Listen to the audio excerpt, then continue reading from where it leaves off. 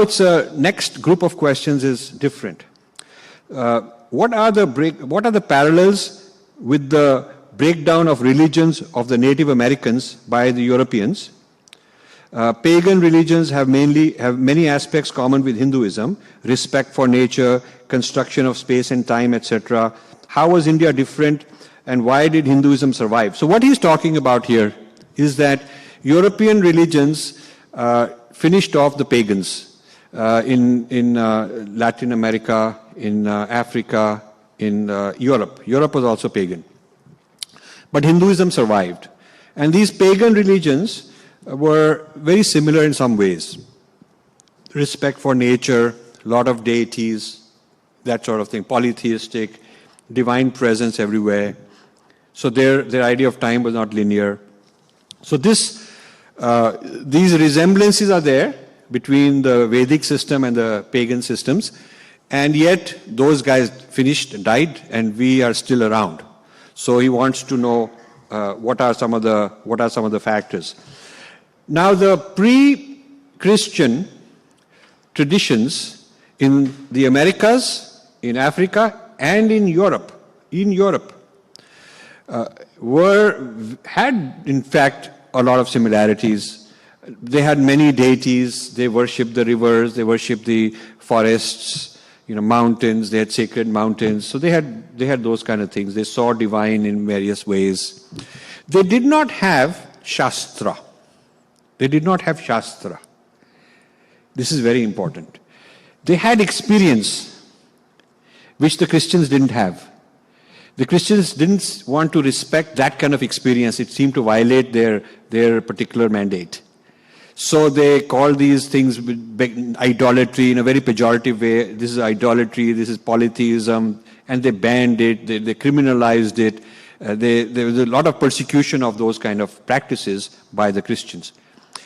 These non-Vedic pagans did not have Shastra. They did not have the Vedic Shastra, the Itihas, the grammar, the Dharma Shastras. They did not have the knowledge, the codified. They did not have the intellectual level. They had the experiential level of divinity somewhere. But they did not have the rishis who came up with the Shastras. That they did not have. So we might think of them as non-Shastra people who had similar experiences. So when they are under assault, they really don't have a counter argument. I mean, they have these great sages and experiences, but they don't have the equivalent of acharyas to talk back, to teach, to have pathshalas, to transmit the tradition from one generation to the next for thousands of years. They did not have that, and we did. So I would say that they are a subset of what the Vedic traditions offer.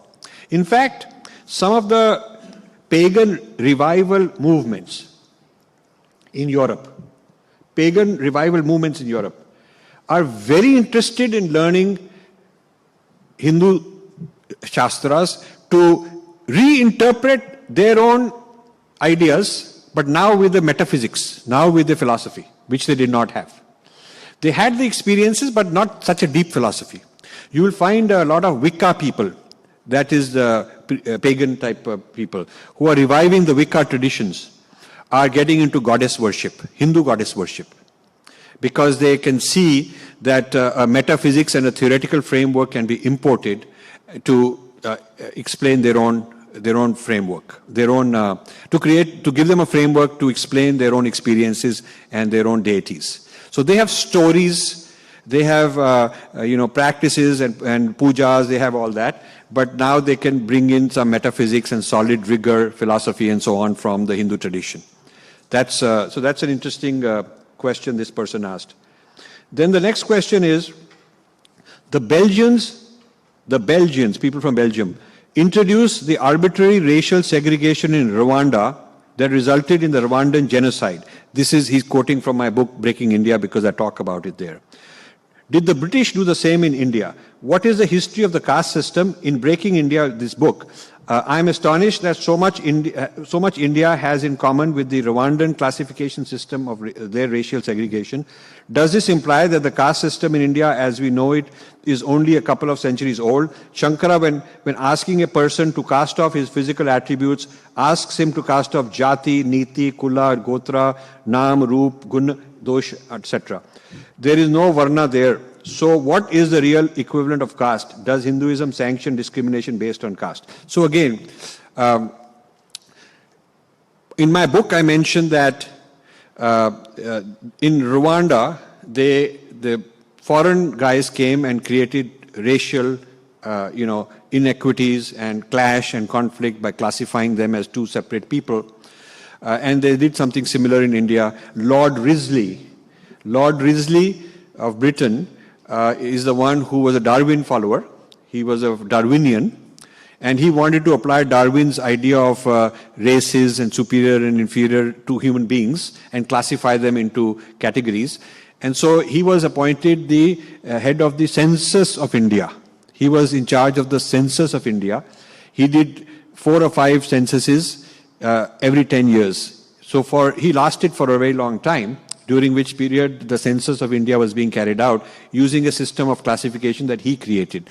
So he took varnas and turned them into ethnic categories. He said there is this Brahmin caste, there is this caste, that caste, and so on. What he actually did is collapsed varna and jati into one system called caste, and that was a big mistake. That is an incorrect thing. We have jatis.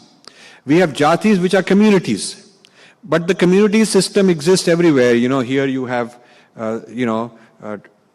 Trump community. He's got a jati of his family, and you have got a Clinton jati and Kennedy's jatis and so on in the elite level. And you have many jatis in at all strata you have jatis. Certainly you do. In Europe you do, in France you do, England you have many jatis, many ethnic groups within society. So, but varna which is different kinds of levels of different kinds of occupations, not in a hierarchy, but different kinds of occupations, is not something that you can put all the jatis into varnas. Each jati has its priests. If you go to poor jatis in India, even today, ask them what is your deity. They will tell you there's a goddess. They'll have a name, local name for a goddess. Then you say, okay, if there's a goddess temple, there must be a priest. They will say yes. So even the poorest jati got a priest class. They got a priest occupation. They've got people who are the kshatriyas who will defend. They've got the people in commerce who will go and do the money type of matters. I found out in Nagapattinam village, when the tsunami happened, and Swami Dayanand Saraswati has a Chhatralaya that we were sponsoring. So I spent a lot of time there doing a documentary on what was happening there. And I interviewed a lot of people about their culture. And I found out that the men and women had different roles. The women had the money. The men would go catch the fish and whatnot, bring it back. So they would do the manual work of various kinds in that society. And the women would then go do the marketing, keep the money, control the finances. So if you are thinking of varna like Vaishya is a business kind of thing, in their case it was women who were the Vaishyas. They were providing the Vaishya work. The men were largely doing, according to what the classification would say, Shudra work. They were doing the manual work. And the women were turning that into monetary assets. So every jati has all the varnas. They have all the varnas. So varna is not a separate race or ethnicity. It is not that. It is not by birth. It is by merit. You could be somebody born into a family of a certain varna, and then you fall down to a different level because you haven't lived up to that expectation. You haven't lived up to the standard of quality which is expected. Or you could be born in a very poor, humble varna, and you could evolve to a much higher. And we have many such examples, many such examples. So we should not think that varna is a caste, which is a permanent lineage. People born are always going to be in that particular state. A lot of people who today call themselves Brahmins are not Brahmins because they're violating the regulations for Brahmins. They have wealth, they have personal wealth, which Brahmin is not supposed to have, and so on. They are into politics, which is for Kshatriyas. So I think we need to completely dismantle the notion that caste system as currently known today is something sanctioned by Hindu Shastras. Because Hindu Shastras talk about Varna and they talk about Jati. The word caste is not even a Sanskrit word. It's a foreign word brought in by Portuguese. The word casta is the Portuguese word. So this concept of a caste system problem and all that being always blamed on Hinduism is not accurate. Okay. So then I'll go on to the next one is, do religions change with time? After all, we have new statement from the Pope on environment, slavery, etc. Fatwas are routinely passed, meaning that religions keep changing because they're passing new regulations. Pope is passing new regulations. Fatwas are passing new regulations.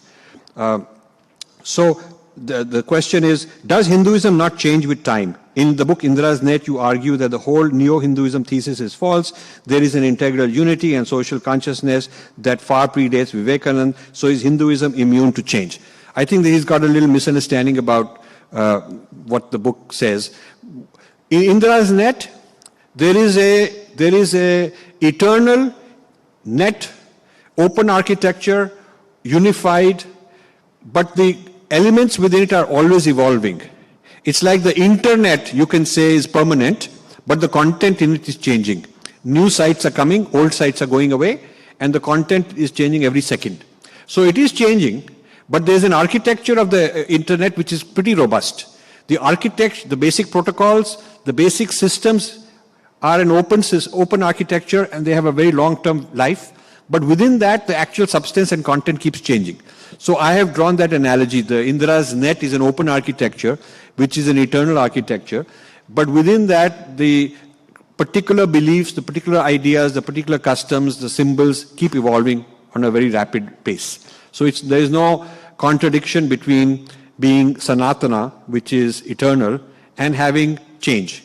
In fact, I say the Shrutis are eternal, Sanatana, and the Smritis are going on changing. You can create new rules, new customs, new traditions, depending on your society. So we actually have both. It's not a conflict between permanence and change.